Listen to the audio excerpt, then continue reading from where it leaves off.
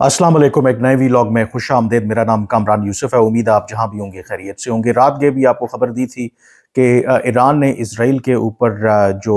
हमला किया है, कम से कम 330 जो ड्रोन्स, मिसाइल, बैलिस्टिक क्रूज वो उन्होंने फायर किए हैं। और अब क्या सिचुएशन है, दो तीन इश्यूज़ के ऊपर आपसे बात करनी है। एक कि क्या ईरान ने जो इसराइल के ऊपर हमला किया है उसके जो नताइज हैं वो ईरान के हक में हैं या इसका फ़ायदा इसराइल को होगा। और उसके साथ ये बात करने की भी ज़रूरत है कि जिस तरीके से ये पूरा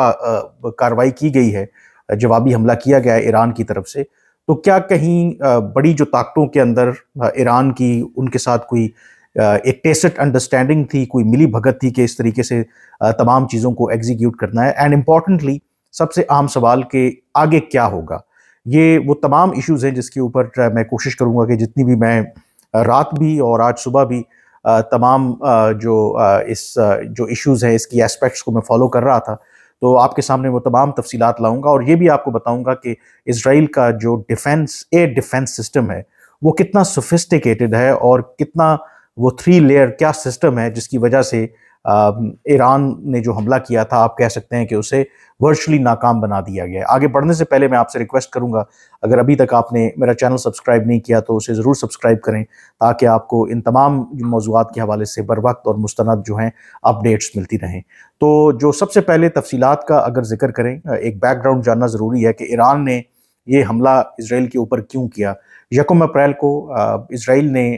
सीरिया के अंदर जो उनका सिफारत खाना था, डिप्लोमेटिक मिशन था, वहाँ पर इसराइल ने हमले किए जिसके नतीजे में कम से कम 7 जो सीनियर फौजी एहलकार थे ईरान के वो मारे गए। उसमें कुद्स फोर्स के एक अहम कमांडर जनरल जायदी भी शामिल थे। और उसके बाद से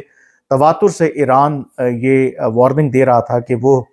इस कार्रवाई का, इस हमले का हर सूरत में इसराइल को जवाब देगा। और ये बात हमें याद रखनी चाहिए कि इसराइल और ईरान की जो लड़ाई है वो बहुत पुरानी है। जब ईरान में इनकलाब आया था तो उसके बाद से ईरान में अक्सर उनका रेटरिक, उनके बयानात में आपको ये चीज़ झलकती नज़र आएगी कि वो इसराइल के ऊपर एक दिन हमला करेंगे, क्योंकि ईरान जब से वहाँ पर इनकलाब आया कभी भी इसराइल को उसने तस्लीम नहीं किया, बल्कि उसे वो एक गैर कानूनी इललेजिटिमेट रियासत समझता है। और हमेशा से इसराइल और ईरान के दरमियान एक चपकलिश रही है। लेकिन बुनियादी फ़र्क यह था कि इससे पहले, यानी कि कल रात की कार्रवाई से पहले, कभी भी ईरान ने बराह रास्त अपनी सरजमीन से इसराइल को निशाना नहीं बनाया था। जो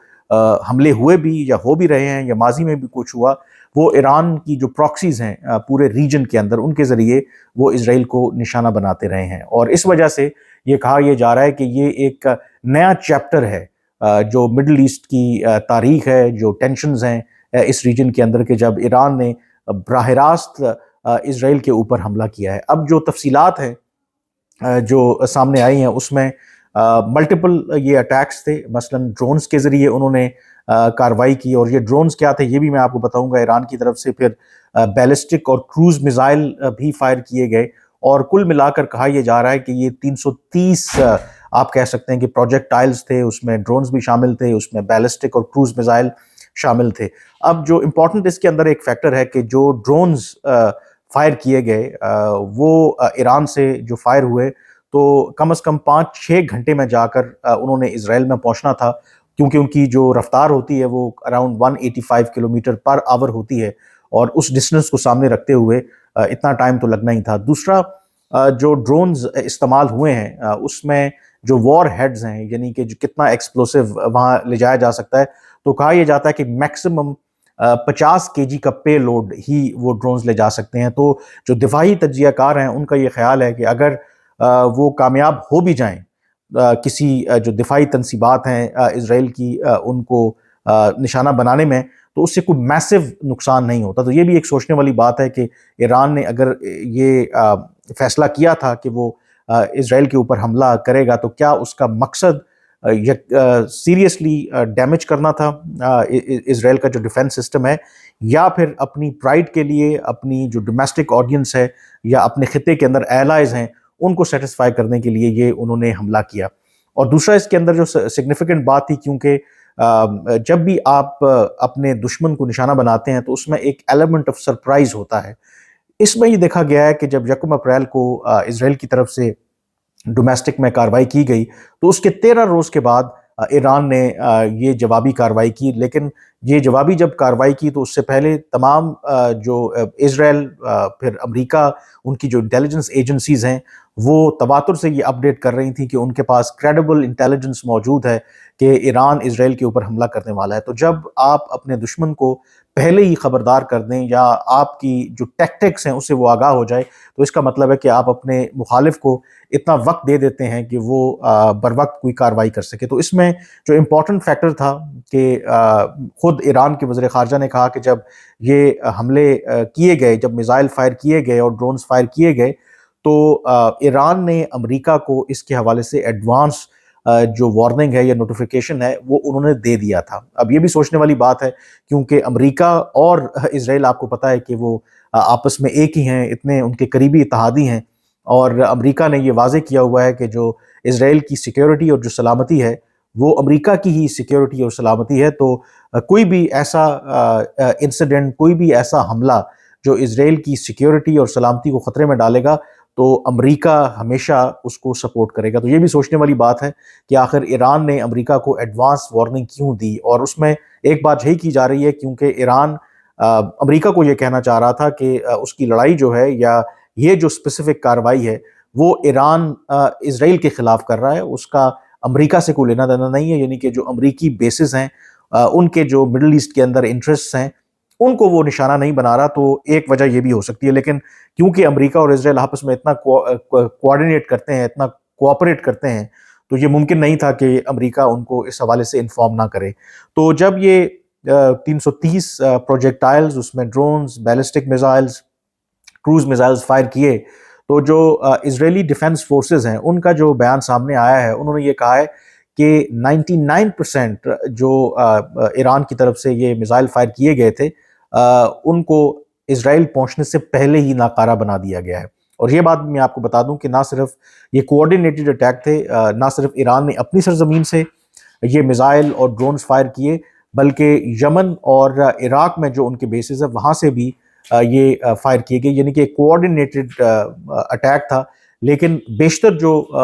ये मिसाइल थे या ड्रोन्स थे वो इजराइल की टेरिटरी तक पहुंचे नहीं। मसलन कुछ को जॉर्डन की जो फिजाएं हैं उधर से ही उसको न्यूट्रलाइज कर दिया गया। फिर दूसरा सीरिया की जो एयर स्पेस है वहाँ पर उसको तबाह कर दिया गया। और इसमें इम्पॉर्टेंटली अमेरिका ने भी अपना जो एयर डिफेंस सिस्टम डिप्लॉय किया हुआ है खित्ते के अंदर, उसने भी एक कलीदी किरदार अदा किया है। मसलन कहा यह जा रहा है कि 70 या 90 के करीब जो मिसाइल ईरान की तरफ से इजराइल जा रहे थे उसको उन्होंने इंटरसेप्ट कर लिया इजराइल पहुंचने से पहले ही। सिर्फ कहा यह जा रहा है कि एक जो बेस है सदर्न इजराइल में, एयर बेस, वहाँ पर कुछ जो ड्रोन्स या मिसाइल वो हिट किए ईरान के। लेकिन इजराइल का ये दावा है कि उससे माइनर कोई नुकसान हुआ है और एक आध कोई कैजुअल्टी यानी कि कोई जख्मी हुआ है, और वो भी कोई इतनी लाइफ थ्रेटनिंग नहीं है। और अदर देन दैट इजराइल का ये कहना है कि तमाम जो हमला किया गया था ईरान की तरफ से, तमाम जो मिसाइल्स थे उनको इंटरसेप्ट कर लिया गया है। तो क्लियरली अगर आप ओवरऑल पर्सपेक्टिव में देखें तो इजराइल उसे अपनी एक विक्ट्री ज़रूर तस्वुर करेगा, क्योंकि अगर ईरान ने बेशक तारीख में पहली मरतबा बराह रास्त इजराइल के ऊपर हमला किया, इतनी बड़ी तादाद में ड्रोन्स मिसाइल्स उन्होंने फायर किए, लेकिन उससे वो नुकसान पहुंचाने में इजराइल को नाकाम रहे, तो इजराइल उसे अपनी एक यकीनी तौर पर कामयाबी समझेगा। But on the other hand जो ईरान है अपनी डोमेस्टिक ऑडियंस के लिए वो यही कहेगा कि उन्होंने एक जवाबी जो कार्रवाई है वो की है। और उसमें जो सिग्निफिकेंट एस्पेक्ट है उसके फौरी बाद यूएन सिक्योरिटी काउंसिल या यूएन में जो उनके परमानेंट रिप्रेजेंटेटिव हैं ईरान के, उन्होंने ये कहा कि ये जवाब था 1 अप्रैल के हमले का जो इजराइल ने किया था डोमेस्कस में, और इसके बाद ईरान फर्दर एस्केलेशन नहीं चाहता। और अगर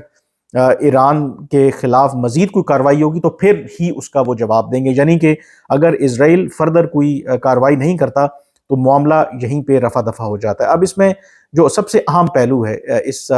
हमले ने एक चीज़ साबित की है कि ईरान का जो एयर डिफेंस सिस्टम है वो आप कह सकते हैं कि इनविंसिबल है। वो 3 टियर सिस्टम है। एक आयरन डोम है, जो लो लेवल प्रोजेक्टाइल्स होते हैं, जो रॉकेट्स होते हैं, जो हमास यूजुअली یا حزب اللہ اسرائیل کے اوپر فائر کرتا ہے تو اس کو وہ انٹرسیپٹ کرتے ہیں. پھر ایک سیکنڈ ٹیئر ان کا ایئر ڈیفنس سسٹم ہے جو تھوڑا ہائی الٹیچیوڈ کے میزائلز ہیں ان کو انٹرسیپٹ کرتا ہے. اور پھر ان کا ایک اور نظام ہے ایرو جسے کہتے ہیں, اور یہ جو ایئر ڈیفنس سسٹم ہے وہ استعمال ہوا ہے جو بیلسٹک اور کروز میزائل اور جو ہائی الٹیچیوڈ سے جو پروجیکٹائلز آتے ہیں اسرائیل کی طرف ان کو انٹرسیپٹ کرنے کے لیے انہوں نے اپنا ایک ایئر ڈیفنس سسٹم بنایا ہوا. اور یہ جو multi Laird air defence system ہے یہ ایکٹیویٹ کیا تھا اسرائیل کی ڈیفنس فورسز نے, اور اپیرنٹلی سکسیسفلی انہوں نے تمام جو میزائل اسرائیل کی طرف آ رہے تھے ان کو انٹرسیپٹ کیا. بلکہ اسرائیل کی جو فضائی حدود میں تو کئی جو میزائل ہیں وہ داخل ہی نہیں ہوئے, اس سے پہلے ہی ان کو انہوں نے نیوٹرلائز کر لیا. تو اس سے ایک چیز یہ اسٹیبلش ہوتی ہے کہ اگین اسرائیل کا جو ڈیفنس سسٹم ہے وہ کتنا مضبوط ہے. اور اس سے ایک سوال یہ بھی اٹھتا ہے, جب 7 اکتوبر کو پچھلے سال حماس نے بڑے پیمانے کے اوپر اسرائیل کے اندر جا کے کارروائی کی تھی, 1200 کے قریب لوگ اس میں مارے گئے تھے, اور کئی گھنٹوں تک انہوں نے آپ کہہ سکتے ہیں کہ جو اسرائیلی فورسز ہیں ان کو تگنی کا ناچ نچایا تھا, اور وہ بارڈر کراس کرتے ہوئے بڑی بڑی والز, بارب وائرز اور ساری سیکیورٹی بیریئر کو کراس کرتے ہوئے اسرائیل میں داخل ہو گئے تھے. تو اس وقت بھی یہ لوگ سوال کرتے تھے کہ اسرائیل کا جو اتنا سوفسٹیکیٹڈ سیکیورٹی کا نظام ہے, غزہ ویسٹ بینک کے اندر کوئی بھی ایسا علاقہ نہیں ہے جس کو اسرائیل مانیٹر نہیں کرتا. ایک جتنے وہاں پر جو لوگ ہیں آپس میں ان کی جو بھی کمیونیکیشن ہے وہ اس کو ریئل ٹائم جو اسرائیلی انٹیلیجنس ایجنسیز ہیں وہ سن رہی ہوتی ہیں, اور اتنا بڑا سیکیورٹی لیب سمجھ سے باہر ہے. تو کچھ جو کانسپریسی تھیوری بھی کہہ سکتے ہیں, لوگ یہی سمجھتے ہیں کہ شاید اسرائیل نے وہ حملہ خود ہونے دیا, کیونکہ اس کی مثال آپ کے سامنے ہے کہ ایک طرف انٹر ہوئے جو حماس کے فائٹرز ہیں اسرائیل کے اندر اور ان کو روکا نہیں گیا, دوسری طرف 330 میزائل فائر کیے گئے اسرائیل کے اوپر, اسرائیل کے خلاف, اور سوائے ایک دو کے باقی تمام کے تمام اسرائیل پہنچنے سے پہلے ہی ان کو انٹرسیپٹ کر لیا گیا. تو ایک طرف اگر اسرائیل کا جو ایئر ڈیفنس سسٹم ہے اتنا سوفسٹیکیٹڈ ہے تو کیسے انہوں نے حماس کے فائٹرز کو اندر آنے دیا؟ تو کچھ لوگ یہ خیال کرتے ہیں کہ شاید جو بنجمن نیتن یاہو کی گورنمنٹ ہے, جو ہارڈ لائنرز ہیں ود ان اسرائیل, ان کو ایک موقع فراہم کیا حماس کے اٹیک نے, اور اس کے بعد جو انہوں نے ظلم اور بربریت کی جو داستان رقم کی غزہ کے اندر وہ ہمارے سامنے. اور اسی پوائنٹ پر میں آگے آپ کو لے کر جانا چاہتا ہوں کہ یہ جو ساری ٹینشن بڑھ رہی ہے یا جو ایران نے اسرائیل کے اوپر حملہ کیا ہے اس کا الٹیمیٹلی فائدہ کس کو ہوگا؟ اس کے لیے جو سب سے امپورٹنٹ بات ہے, امریکہ کے ایک ریٹائرڈ ڈپلومیٹ ہیں, انہوں نے ایک ٹویٹ کی, اور وہ بہت زبردست ٹویٹ ہے, اور انہوں نے یہ کہا کہ نیپولین بوناپارٹ کا ایک جو کہاوت ہے, سینگ ہے, اس کو انہوں نے کوٹ کیا کہ جب آپ کا دشمن غلطی کر رہا ہو تو اس وقت مداخلت نہ کریں. تو اس کیس کے اندر رچرڈ ہاس جو امریکی ڈپلومیٹ ہیں ان کا یہ کہنا ہے کہ ایران نے جو اسرائیل کے اوپر حملہ کیا ہے اس سے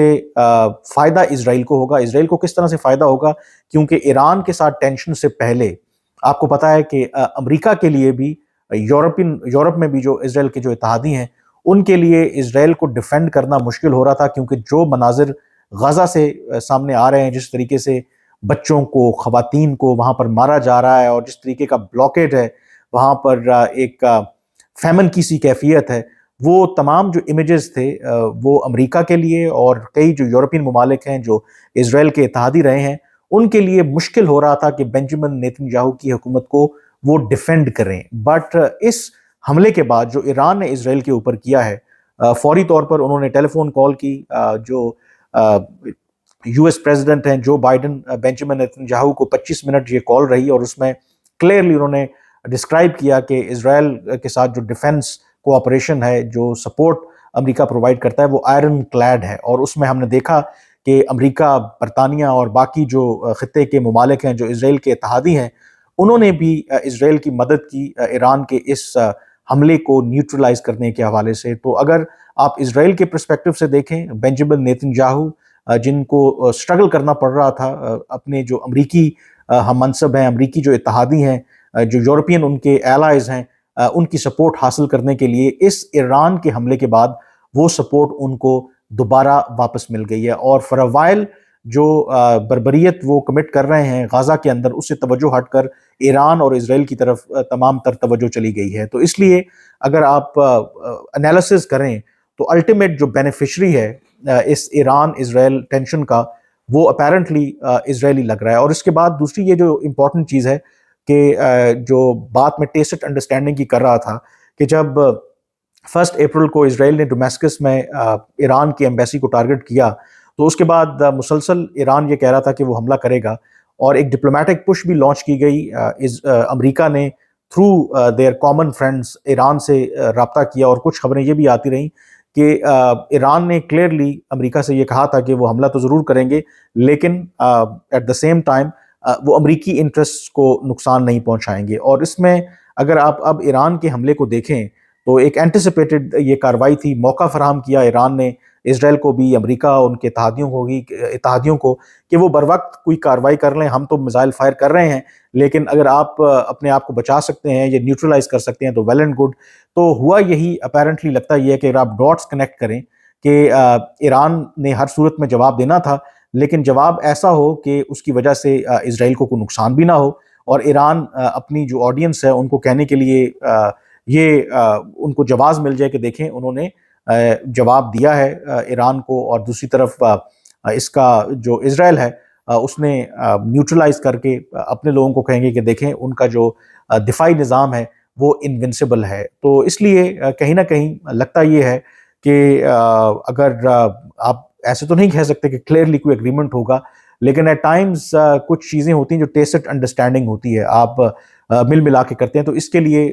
ہم بہت سی چیزوں کو ایٹ فیس ویلیو دیکھتے ہیں لیکن آپ نے چیزوں کو پیچھے مڑ کر بھی دیکھنا ہوتا ہے, پس پردہ جو چیزیں چل رہی ہوتی ہیں ان کو بھی دیکھ کر کے ڈاٹس کنیکٹ کرنے ہوتے ہیں. تو اگر میں اور بیسڈ آن جو باقی تجزیہ کار بھی کہہ رہے ہیں کنکلوڈ کروں تو اس ساری کارروائی کا فیصلہ جو فائدہ ہے وہ اسرائیل کو ہوا ہے. یا تو ایران پینیٹریٹ کر جاتا جو اسرائیل کا ایئر ڈیفنس سسٹم ہے اور جو اہداف حاصل کر لیتا, ان کی جو کی ملٹری انسٹالیشنز ہیں ان کو وہ نشانہ بنانے میں کامیاب ہو جاتے, کوئی میسو لیول پر وہاں پر کیجولٹیز ہوتی یا ان کو ڈیمیج ہوتا,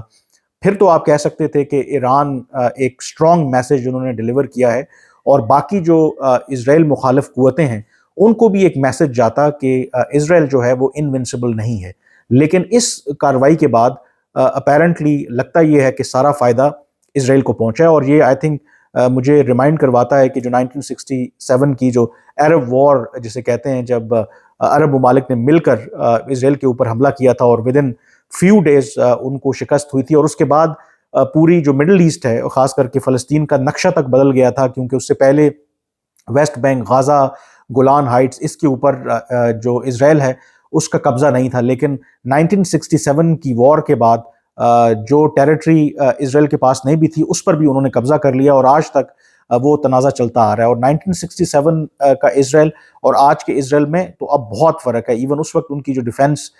جو کیپیبلٹی تھی وہ اتنی اسٹرانگ نہیں تھی. ایون دین انہوں نے جو عرب کنٹریز کا جو جوائنٹ اٹیک تھا اس کو انہوں نے نیوٹرلائز کیا, اور یہ لگتا ہے کہ 1967 کے بعد دوسرا ایک بڑا مومنٹ ہے جس سے اسرائیل آپ کہہ سکتے ہیں کہ اپنی جو انونسبلٹی ہے اس کو اسٹیبلش کرنے میں کامیاب رہا ہے, اور اس کا جو فائدہ ہے یقینی طور پر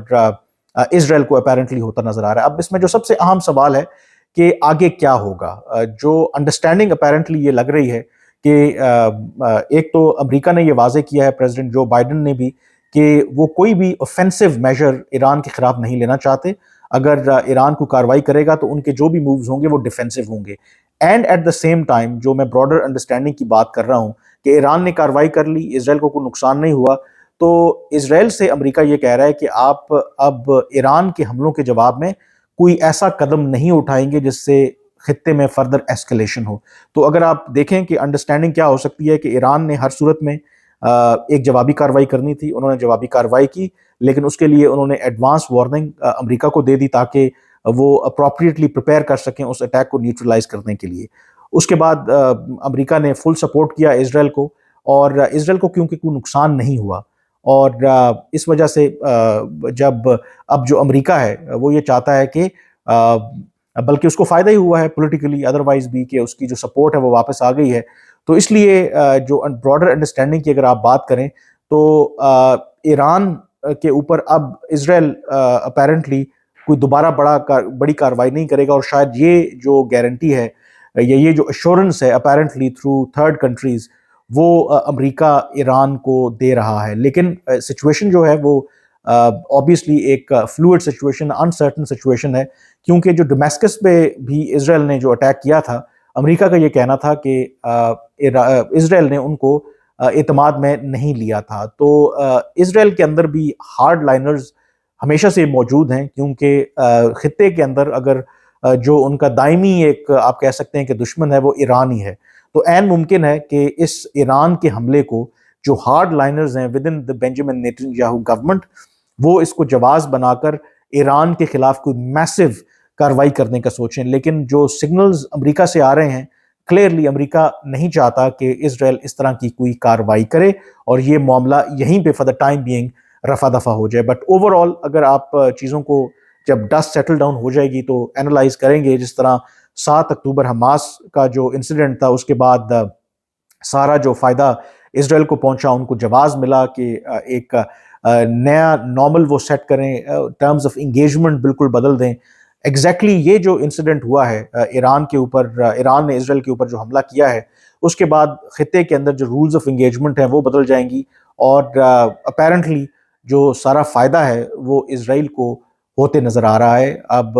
باقی چیزیں کس طرح سے ایران اس کو اسیس کرے گا یہ آنے والا ٹائم ہی بتائے گا. لیکن اب جو امپورٹنٹ ہے، I think next 48-72 hours crucial ہوں گے کہ کیا ایران جو اسرائیل ہے وہ وہیں پر معاملات کو ختم کر دیتا ہے، یعنی کہ فردر ایسکیلیشن نہیں چاہے گا، ڈائریکٹ رسپونڈ نہیں کرے گا. یہ آئی تھنک ڈپینڈ کرتا ہے. جو اپیرنٹلی چیزیں لگ رہی ہیں، لگتا نہیں ہے کہ اسرائیل امیڈیٹلی کوئی بڑا رسپانس دے گا، کیونکہ صرف میں بار بار میں ریپیٹ کر رہا ہوں کہ اس ساری کارروائی کے اندر، اس سارے تنازع کے اندر الٹیمیٹلی اپیرنٹلی جو ونر ہے وہ آپ کو اسرائیل ہی نظر آ رہا ہے. فی الحال آج کے ویلاگ سے اتنا ہی. مجھے اب اجازت دیجیے. اللہ حافظ.